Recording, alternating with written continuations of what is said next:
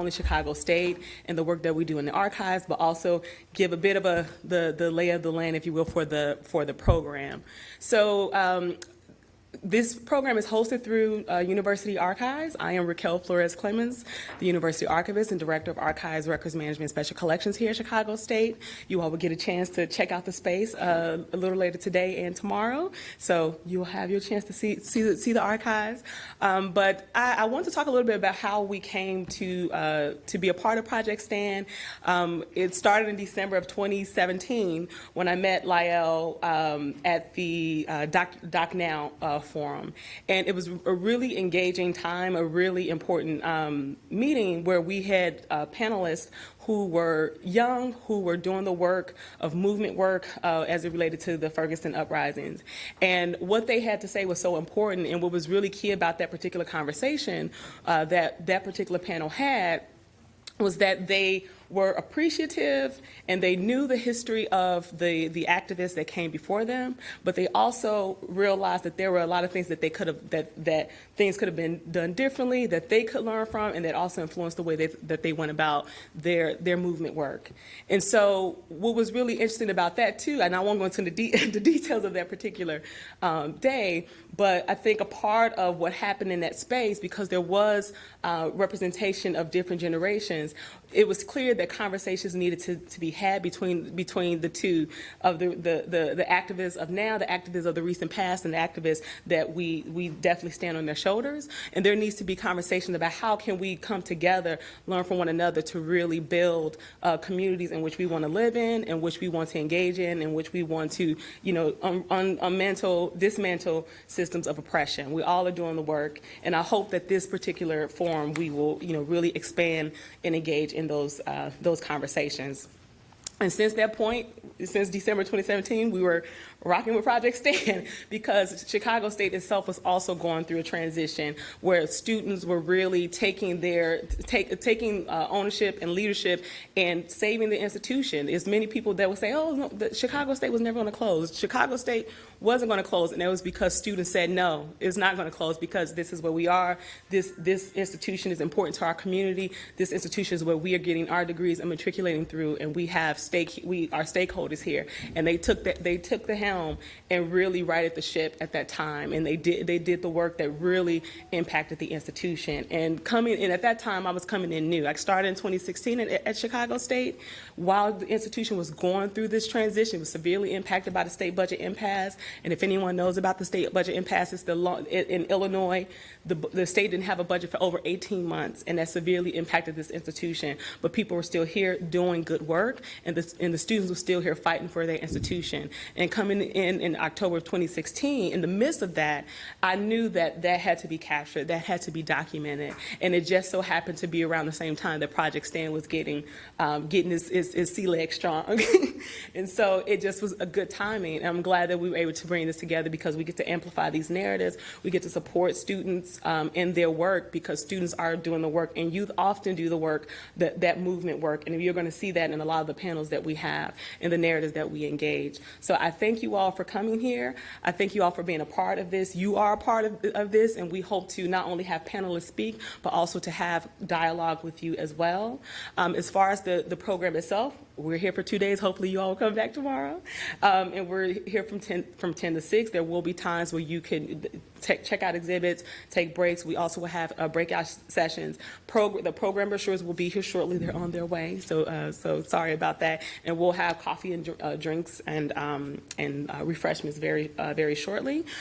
Just a couple of things. I want to also reiterate: this is an inclusive space, and this is a safe space. That doesn't mean we can't have challenging conversations. That doesn't mean that we can't express concerns. But if you think it's going to hurt someone, I would caution you to really think about it before letting it come out. We want to have a real meaningful dialogue in a way and in a space where people feel comfortable expressing themselves. So I trust that we all are on the same page with that, and I thank you all for adhering to that beforehand. Also, too, we have restrooms on this floor right outside of the auditorium here, and also right next around the corner from the elevators. And we also have gender neutral bathrooms downstairs in the archives. So again, again, this is inclusive space. We want people to feel comfortable being here, being in this space. I am going to turn it over to the Dean of the Library to, again, expand and, just welcome you all to the institution. So again, thank you for being here, and you'll see me running around, but I'm here. Thank you.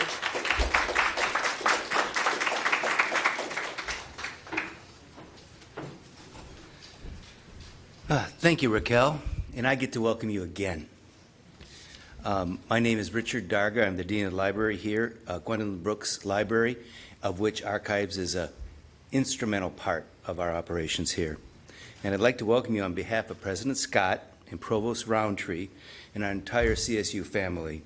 We want you to know how pleased we are that you could join us today and tomorrow, I hope, as we host Project Stand, the generational activism documenting boycotts to hashtags. And as Raquel mentioned, we are no strangers to boycotting and protesting, and it has been instrumental in our history. Our university archivist you met, Raquel Flores Clemens, was instrumental in bringing this program to Chicago State University. She reached out, and through her vision and efforts, we were able to host this third of the Project Stand forums. The work of this initiative with respect to drawing attention to issues of social justice and inclusion is an excellent fit here at Chicago State. With our goals of documenting student activism is complementary, very complementary to our university mission, which includes social justice. We are proud to be a partner with the Institute of Museum and Library Services in their Project Stand programming. In addition, this program supports the goals of the Smithsonian National Museum of African American History and Culture's Community Curation Program. Wow, that's a lot of big words. I want to recognize the efforts of Ms. Flores Clemens, her staff, Brandon Rupel, and all other staff, student workers, and volunteers, and other university partners who have worked to bring this and other cultural programming to our campus and to the city of Chicago. Welcome to our house.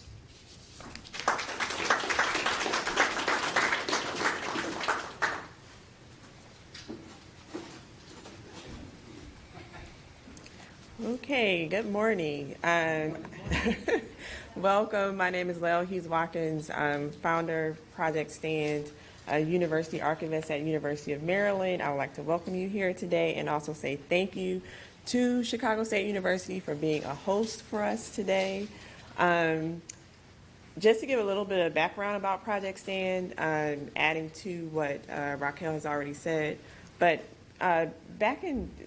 so conversations started to happen in 2016.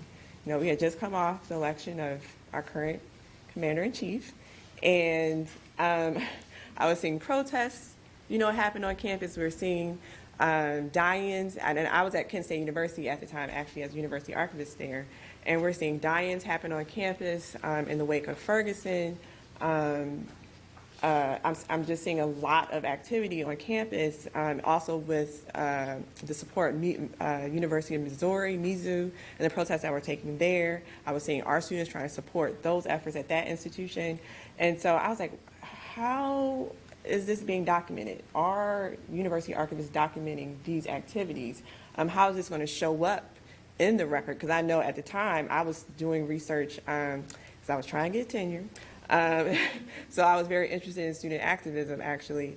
And so I knew that we had gaps in our record at Kent State University already when you think about even the movements that were happening in the 60s and 70s with the Black Power movement that also happened at Kent State and what was happening around the country.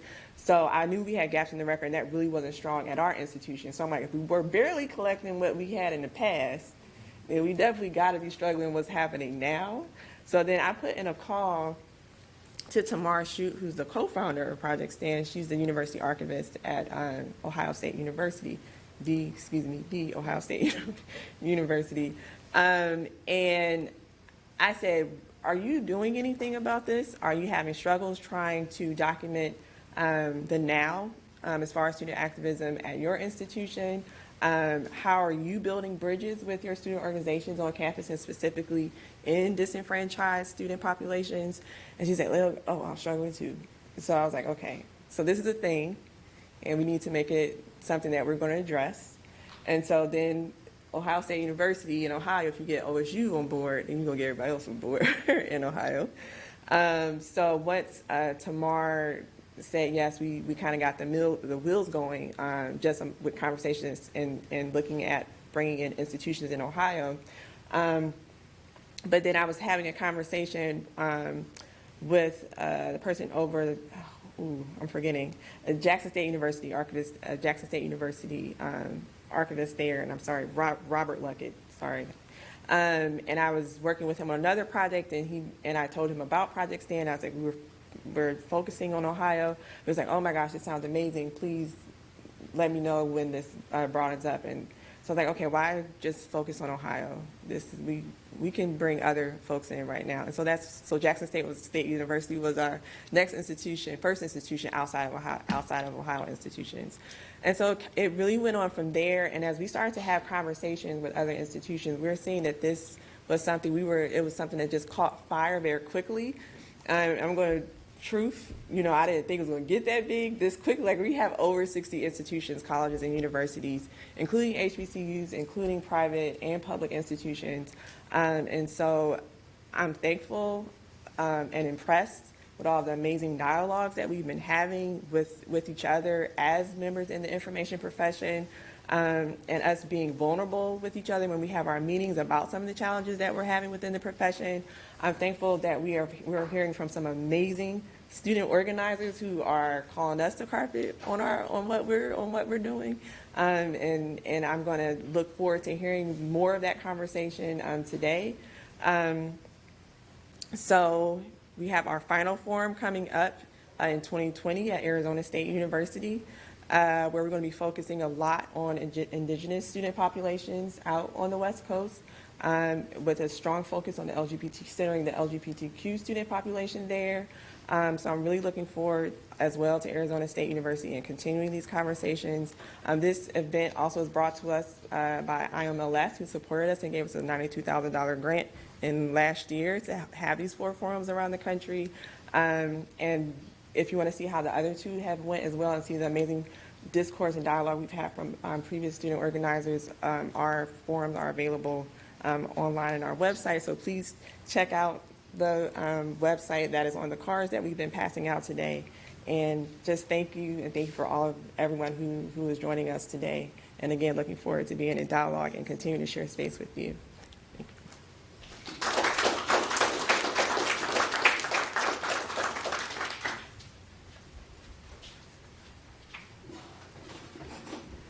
Thank you, Lael. So one thing that I wanted to mention too, and just to give you another brief history of the institution, is that Chicago State is considered a predominantly Black institution, and we are definitely a Black and brown institution. We serve a large, not only African American community, but also a large Latinx community. And so, again, the work that we do in the archive is really to capture and elevate those narratives, and it speaks to the university's history. This is a comprehensive urban institution, and it was founded as a teachers' college. So its mission was always to educate and meet the needs of the public, and it started with a growing need of a growing immigrant population in 19th century Chicago, and has now grown into being one of the oldest institutions in the state, and being the oldest institution in the city of Chicago, and it growing from serving a large immigrant population to then transitioning to being the institution in the state that graduates the largest number of African Americans. 1 out of 6 African Americans in this state graduates from this institution. So again, capturing and documenting the work of the students here is crucially important to the work that we do here at the institution, and amplify that in the archives as well.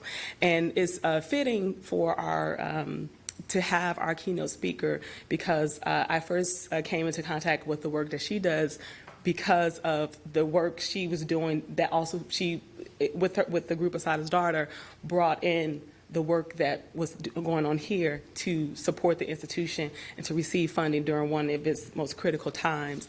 She wrapped that conversation into the other work that she was doing around police brutality, and again, dismantling systems of oppression. So before we go on to invite our keynote speaker up and our moderator, I'm going to go ahead and hand it over to Jessica Ballard from University of Illinois. She's going to share a little bit more about the work of Paige May and introduce our moderator as well.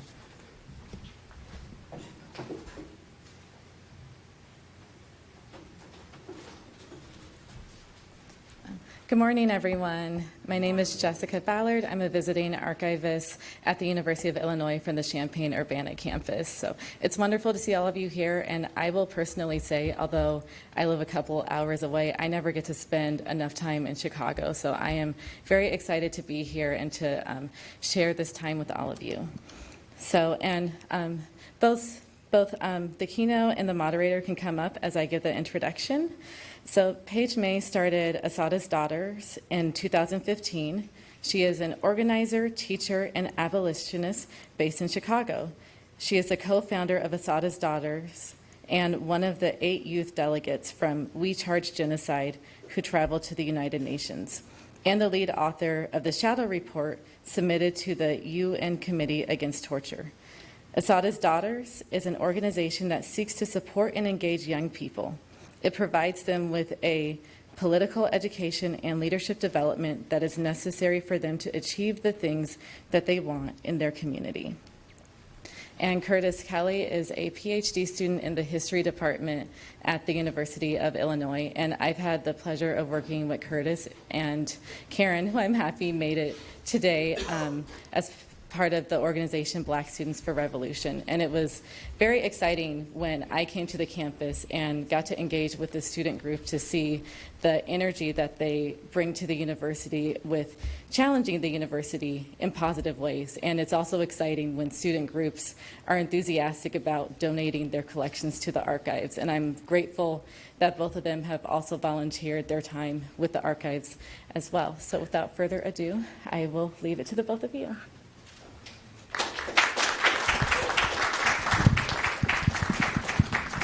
All right. First off, I just want to say it's a joy to be here in Chicago at the Gwendolyn Brooks Library. It's a privilege, and I really appreciate the opportunity. I guess to start things off, there was a list of questions. I'm not sure if it was printed out, but if there's a list of questions that we worked on, I would appreciate that. But I guess just to start things off, Paige, why don't you just tell us a little bit about yourself, about the work that you do, what got you into activism, and we'll just kick things off like that. Yeah, for sure. Hey, good morning, everyone. So I'm from Vermont originally. Usually I'm the first person that a lot of people have met from Vermont, and I don't feel like I represent where I'm from in that demo. Yeah, anyways, so I'm from Vermont. And that has a lot to do with like how I show up and I think was important in especially sort of giving me an environmental focus on the work that I do. I went to Mount Holyoke College. I saw there's someone from Mount Holyoke that's speaking later. And that was also like a really important time in my life. After I graduated, I got into a fellowship program where when you accept it, you don't actually know where they're going to place you. And I was really interested in food systems and still am. And that's like kind of what I had studied in school and whatnot. So anyways, I got placed with an organization that was based in Milwaukee but had a satellite chapter here called Growing Power. And they don't exist anymore, but they like did a lot around food, and they were one of the few like Black-led organizations like 10 years ago when that was like really a big thing. I remember like working on this farm and meeting all these young people who are from Cabrini and learning a lot like through that experience, getting kind of introduced at this little garden when most of the projects had been torn down, but there were still some up and folks were still living there. And that question of like how I came into this work is always tricky for me. Like I've mentioned a few like places and sites that have influenced me. I think it's important for me to name that it doesn't feel inevitable. Like I don't think that it was like, oh yeah, I was just born to like live in Chicago and like yell at the mayor. Like no, absolutely not. And I really feel lucky. Like I think a common thread of what's gotten me here and keeps me here is really community, right? And community that pushes me, that helps me think, right? But that also has been patient with me, and I always try to bring that in. Like I've had terrible politics, and I'm sure in 5 years I'll look back at right now and be like, oh my goodness, that was terrible politics. But it's really like through living and working with other people and having the space to be able to reflect and study and all those things that I've gotten here. So that was like a wishy-washy way of saying. No, that's I great. don't know. That's great. I don't know how So I moved to Illinois about 5 years ago Okay. to attend graduate school at UIUC. Before that, I was in Evansville, Indiana. But very quickly, once I started going to school, just 2 hours to the south, this is right around the time that the Black Lives Matter movement is kicking off. So, of course, I'm, meeting people from Chicago that are, invested into this work. I'm also, coming into contact with you and Assata's Daughters, whether it's on social media or just really through interacting with people that have been affected by Assata's Daughters and your work. So I guess the next question is, your work has been so critical to Chicago. Can you speak a little bit more to the catalyst that went into establishing Assata's Daughters as an organization? Yeah. So in 2014, in the spring of 2014, CPD murdered a young person named Damo, and I didn't know Damo. I knew an organization that he had started to participate in called Circles and Ciphers. And I now, several of my close friends were close friends of him. And I bring him up because there was an effort in response to his murder called We Charge Genocide. It was mentioned in my bio, and I can talk more about it. And that involved going to the UN as well as, it involved going to the UN initially. And that happened, we began that in June of 2014, and of course in August is the Ferguson Uprising. And that's when we started fundraising to do this delegation and all these things. So there was this interesting timing of it all. And what We Charge was really important because for a lot of reasons, one of which was that it was so special in how it brought, so a woman named Miriam Kaba put out the call, initiating it, because she had held a circle for Damo's friends and recognized their despair. And she often says, we do this for the living, right? And in order so we can survive our despair. She'd been living and organizing in Chicago for, I think, 15 years or about at the time. And she, basically everyone she'd ever worked with, she invited to participate. And it really took everyone. It was the largest, No Cop is probably similar in terms of numbers, but for my 23 or 24-year-old self was oh my God, this is so many people. Rooms just with multiple layers of people sitting in them. It was an incredible amount of support, and I was a newbie to organizing, and it was important for me because I started to get a sense of the ecosystem and of organizing in Chicago, and who's doing what, and where is there alignment, where is there not, and where are there gaps. And one of the things I was most excited about was working with young ones. And I've always just enjoyed working with young people. I come from a family of teachers and home daycare providers. And I remember, getting introduced to this school called Village Leadership Academy. And it's a sort of a social justice centered school. That I ended up getting very close with. Ultimately, I ended up working there for 2 years as a teacher. But I remember giving this presentation on introducing the report at the report release. And these elementary school students coming in and being oh God, do they not know it's an hour-long PowerPoint?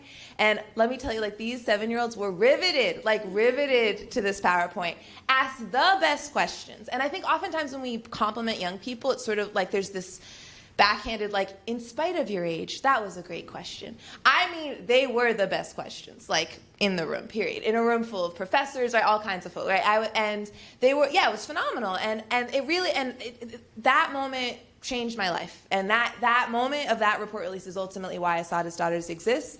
But just throughout the years, I've met and gotten to know so many incredible young people who are anxious and excited to participate in things, but oftentimes it's not that young people are the answer or are any more special than anybody else, but that different communities require have different needs a lot of times, right? And young people, there's very specific hurdles to getting them in the room and having them participate in things. And it's important to just have people looking out for that and making that space. And there was a lot of emphasis on young Black people already, right? Either that they were getting killed or that they were organizers, but usually lifting up above 18, right? And that there wasn't, we were acknowledging that, the police, Ayanna was 12, right? We're acknowledging the ways that they start coming for you at a young age, but we're calling Black youth organizing 18 plus. And so can we help fill that gap. Asada taught me was like a hashtag and a sweatshirt and a thing, right? And then the last thing I'll mention is that there was this project in Oakland that I saw, and that was when I was like, we're doing this. And it's called the Radical Monarchs. And they were called the Radical Brownies, and then the Girl Scouts threatened to sue them. And so now they're the Radical Monarchs, and they have sort of a model similar to what you might see in the Girl Scouts in terms of earning badges, right? Having troops, and that community piece, but their badges are on things like radical beauty, Black Lives Matter, solidarity, environmental justice, right? And that was how we started, was like with recognizing a gap and then some inspiration from Oakland. Yeah. Great. I guess next question is, you mentioned earlier that, one, that your activism was not inevitable. And also, we're all aware that, any black activist, is going to experience some racial harassment, potentially violence. So, this work that we do is dangerous. So, I think it's also freeing, maybe not even for you, but for the audience as well, to speak on that. You know what I'm saying? Speak about where you find your courage at. Why do you do this work, given the dangers? Yeah. My head is all over the place. I'll say first, one of the things is like, I think there's a level of just being naive, like if I'm honest, right? Where like you don't, it's like hard, I'm young, right? And like a lot of, you read about it, right? My experience of a lot of the repression is in reading about it. And there's this like level of, where you just you kind of just like, to participate, you kind of distance yourself. I think especially when I started, right? Now I've been in this long enough where I've met folks, right, that have like Move 9 was here this past week, right? And it's right here, like it's people, right? And you're seeing it, right? We've been in it a few years, and there's been a number of Ferguson organizers who have been killed, right? And something's going on, right? We know people that are locked up for like the Ramsey, I'm forgetting his last name, but from New York, right? The person who films Eric Garner's murder, right, is in jail. So now it's becoming more like you're seeing it. And yeah, I've had there was a friend of mine, I remember I got randomly arrested one night, not on sort of in an unplanned way. And I remember that was the night Malcolm London got arrested, and he was facing felony charges for that were bogus. So it's had more and more real moments, and I don't know. I think you have to be aware of it. You have to be careful. It's terrifying because the level of surveillance that we have now is so. COINTELPRO is just legal now, and now they've got. I just read an article where all those doorbells that people have been putting on their buildings that have the little camera. I think they're called Ring. CPD's trying to get access to all of those now, which is terrifying. There's so much surveillance.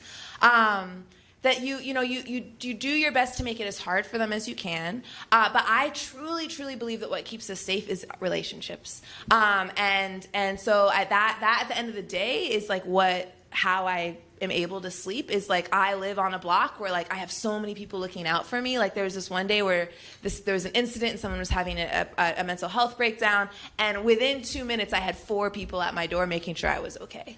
I've never had that before. And the world is very, very dangerous. I think it's not everything's okay and I'm suddenly dipping my toe into dangerous waters. I'm black, I'm queer, I'm a woman, it's dangerous. We just lost this past weekend, one of our young people was killed. Yesterday was the birthday of a 12-year-old that was killed. We do this because our people are dying, because our people are in cages, because our people are suffering, right? And the world already is very dangerous. And that doing this, I build community, right? I try to live a life that feels full, and that isn't just based off of being afraid. Yeah. Great, thank you for that. Let's switch gears a little bit. It's been about 4 or 5 years since the emergence of the Black Lives Matter movement. What do you find are the movement's most critical advances so far? And also, if there's any criticisms or shortcomings that you can identify, I'll focus on the positives right now. I think there's been a lot. It's easiest for me to speak to Chicago. I feel pretty local in what I've seen. But just in Chicago, for example, right? You have, there's been so many wins, tangible wins, like the Save CSU campaign, right? Like, yay, this still exists, right? And is a critical. I remember meeting, going to classrooms, Dulles over on 63rd and King, and meeting young students there who come to this campus because they feel safe, right? And there's computers. And that's important. Like, that still exists for people, right? And so there's been a number of things that have been saved, right? Like CSU. The trauma center, getting that reopened by Young Black Folks Leadership Fly, right? That's huge. We charge, it's a hard thing to say, like, what was won in terms of going to the UN. Like, I can definitely speak to it. I'll come back to that. But when we came back, we were able to pivot and use that sort of like stage that we'd created, platform that we'd created to pivot and focus on other things. And one of the big things that was then won, after decades of effort, was reparations. For the first time in the history of police, reparations for survivors of police violence. And that was, monetary reparations, as well as, a torture justice memorial, a center, right, where folks are able to access mental health care services, right, like actual improvements. So yeah, I think things like that. I know I'm missing a few things. We got Anita Alvarez out of office. I think the fact that there are several socialist aldermen in office right now is because of everything, going back to Occupy and before, right? But that it's not like a movement happens and then it ends and it's over. It's this wave, right? So I think those are some things that have happened. I think a lot of what's done, though, right? So we're coming out of, in Chicago here, the end of this big campaign, No Cop Academy. We were trying to stop this massive, 30-acre, I've forgotten all the stats. I'm looking at Aaron, so I'm like, the things that I used to say every day. 30-acre training facility for public safety training facilities, the euphemism they use, where they have like mock CTA trains and mock apartments to practice raids and all kinds of ridiculous stuff in the name of justice for Laquan. And they're saying it was going to cost $95 million. We know it'll cost at least more like $270 million because of using bonds for it, and also just the other ones of similar sizes have cost much more. It passed, and they're going to build it, but the way I understand in Assad is that we define power is that it's the ability to control circumstances and to make things happen. And Rahm wanted to get that thing done, passed, under the radar by the end of the year, right? By the end of 2018. 2017. 2017. Thank you, Aaron. And so he didn't get that, right? He didn't control that. He didn't get what he wanted. He didn't make it happen the way he wanted it to. It became not only did it not happen on his timeline, not only did it happen under the radar, it became like one of the most polarizing issues in the election, right? Where you have every mayoral candidate is just like sticking their neck out trying to say, no, we're the most with No Cop Academy. No, we're the most. Like, that's bananas, and you have a conversation around, like, it was never just about $95 million in a building. It was about, like, how dare you in the neighborhood Laquan is from, right? Like, and trying to say that this is how you're going to fix CPD is you're going to invest $95 million more into CPD when they already are getting $4.5 million every single day, over 40% of our city's budget, right? And that you're going to say that this is keeping us safe. Like, no, it's not. And it changed. I mean, we're looking into it now, trying to research the shift just in mainstream media outlets and coverage over everything from the Cop Academy itself to the budget, right? And we're seeing groups that before never would have touched the police stuff now out here saying, we demand that we cap CPD's budget. Like, they get enough, right? I remember when We Charge was happening 5 years ago, like, that was not, I remember being like, damn, the day that happens, like, whoa. And so I think it's hard, like, we tell the story of how Black people have fought and made progress through sort of like these like binary of wins. And that's not really how it happens, right? That a lot, like by the time the Civil Rights Act is passed, so much has already changed in terms of consciousness, right? And that happens through polarization. And I think the last thing I'll say is, I want to say it was Baldwin, maybe it wasn't, but someone said about how, like, you know, no one can give you your freedom, like you have to take it. And that's the thing is, like, it's a campaign, like we're not asking the state to get us free. We're in a moment where I think we're making protest valid, right? And like we're making rage, right? The use, what's the Audre Lorde essay, like the uses of the erotic, but like how she talks about rage.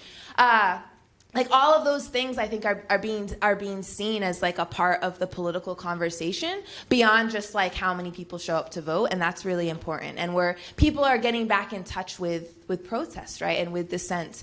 You asked about like the blacks. I think Trump winning is a reaction to like the protests that we've seen in the past few years. Like for every action, there's an equal and opposite reaction. And like we're not like, yeah, we've been done a lot of amazing things, but like there's a reason why things are so terrible. Like there's a lot of people invested in benefiting from this system. A lot of people that are invested in it and aren't benefiting, but are still very invested in it, right? And that's we have to be real about. Like we've got a long way to go. This is a different quote, but it was along the same lines. Frederick Douglass said that the limits of tyrants are prescribed by those that they oppress. And I think that has been exemplified by the work that has been going on in Chicago. Let's maybe try, if we can, to look at it from a national scale, just on the national coordination that came out of the Black Lives Matter movement. What is your analysis of that? And I'll speak for myself, I might have been biased kind of going into it by the civil rights and Black Power movement. I expected more national coordination. And I, you know, from somebody that's so locally involved in this, you know, what you could call the cultural capital of Black America in Chicago. I mean, what is your analysis of that? Yeah, I think it speaks to a few things. I mean, and there has been some incredible shifts that have happened, right? Like I'm thinking about like the bailouts, right? For Mother's Day especially, like the Black Mama bailouts that have happened, and how you've seen this proliferation of bail funds that have grown. I mean, even Vermont is building I don't know where they're at with it now. And I think that there are certainly like national conversations that are happening. I think the role of things like social media, right, are creating this sort of larger conversation that is and in ways that you don't always see, you don't always know. Like sometimes when people ask me how I got politicized, I tell this story of this flyer I saw when I was visiting my friend at their college that was like about Coca-Cola, and like the person who put up that flyer has no idea the impact that it had on me. Like that was the first campaign I ever did. Was fast forward 4 years, I'm a senior in college trying to get Coca-Cola off the campus. And so there's so many conversations that are happening. I think that we've done Black Lives Matter has done a lot has used social media very well, and thinks about the way that there's a question when you're planning an action, right, of like, you know, you're trying to disrupt the thing, you're trying to draw attention to the thing, you're trying to stop the thing, right? But you also have to think about the story that's told when it gets communicated to the wider audience. And I think Black Lives Matter does that well, right? Where like there's these protests that have happened that we're able to see them, right, in a way that I don't know. I think about all the time, like in the civil rights movement, like how you didn't have this self-generation of media in the same way that we have access to, and how optics must have just been so difficult. Anyways, to get to your question, yeah, so there is national coordination. I think that for me, what I have learned a lot in these past few years was the difference between movement building and community organizing. And there's a lot of overlap, right? But like Asada's doesn't do movement building. Like we are a part of a movement. Our work is a part of this movement, that like folks that do movement building like can call me up and be like, hey, do y'all want to do this thing? Or like, you know, we see what's happening elsewhere, and and people are very thoughtful about helping how they're inspiring local groups like ours. But community organizing, I think, happens when people who are directly impacted by a similar geography of space, right, where they're under the same political conditions. That might be neighborhood, that might be a job, that might be a school, but there's something that you're in it together, right? And like that, to stick your neck out and to take that risk is a collective risk, right? There's not some people who get to go over here later, right, fly out and say like, all right, so good luck with, you know, registering to vote under Jim Crow, right? Like you're in it. And it's hard, right? And a lot of people, like I remember after Buy Anita happens, like in my neighborhood, like talking to my neighbors, and people didn't know who she was, never mind how we got rid of her. And I was like, what does that mean if people who are like, young people who have been locked up by this petty woman, right, and like have suffered because of her, yes, she's gone, but what does it mean that they don't know how she's gone and why she's gone, right? And that's the work of community organizing, where it's just who are your people, and what you need both. That's what's hard. Is it's not like one is better, but movements are only as strong as our organizing is deep. And our deep organizing is so much more powerful when it's connected to international, global movements, you know? And I think they're both happening. It's just, I don't always see that nuance in how people are understanding like what is actually taking place. And if we don't understand the different types of work that are necessary, it's hard to see the gaps or where we need to focus. And so it's just, and it's hard to, and we have to just trust, like, you got this. I'm not going to do that, but I trust you, and I'm glad you're doing that work. And that's okay. We don't all have to be doing the same thing. We don't all have to be at the national this thing. We don't all have to be, like, deep in the block politics, right? Like, everyone has a role. Thank you for that. And I appreciate the nuance between movement building and local grassroots community organizing. I think that's very helpful for us all to walk away with just a greater understanding of that. Again, I want to shift gears a little bit. I want to talk about Asada. And actually, I have a kind of a shameless plug. There's a African-American revolutionary woman. Her name is Nihanda Abiodun. And she was in Cuba with Asada, a close friend of Asada. She died earlier this year. Nihanda died January 30th of this year. She's a member of Malcolm X grassroots movement and the New African People's Organization. And this is, I say this just to show that the work of Asada and her comrades is still going on. And I also say that just so you also check out Nihanda. If you don't know Nihanda, this is a new name. You should check out who she was and what the work that she did. But my question is, Black feminism is a central ideology guiding Assata Daughter's work. Given your love and respect and study of Assata Shakur, to what extent does Shakur's Black nationalism or revolutionary Black nationalism influence your work and your understanding of Black liberation? Yeah, so I was politicized in spaces that had a lot of critiques of Black nationalism, and that was sort of like my introduction to it. And I think generally, right, so I believe fiercely in community, and an intentional community, right? I don't believe in borders, and in like state-sanctioned or state-enforced borders. And so I think nationalism concerns me because of the ways that it imagines, right? Sort of, it depends on a kind of border. And I think it's hard. There's a sort of a way that masculinity, I think, influences a lot of the conversations around Black nationalism, especially, that I'm quite wary of. And I also think that my understanding of Blackness also, right, is I'm very influenced by Saidiya Hartman, right, as well as Assata, right, and I think. Right, so we are not a Black nationalist organization, is what I'm trying to say, and that doesn't mean that we think Assata is like trash. Clearly, we are named after her, but I think that Saidiya Hartman talks in her book about lose your mother, right, and like how Black people, right, are sort of, and Blackness.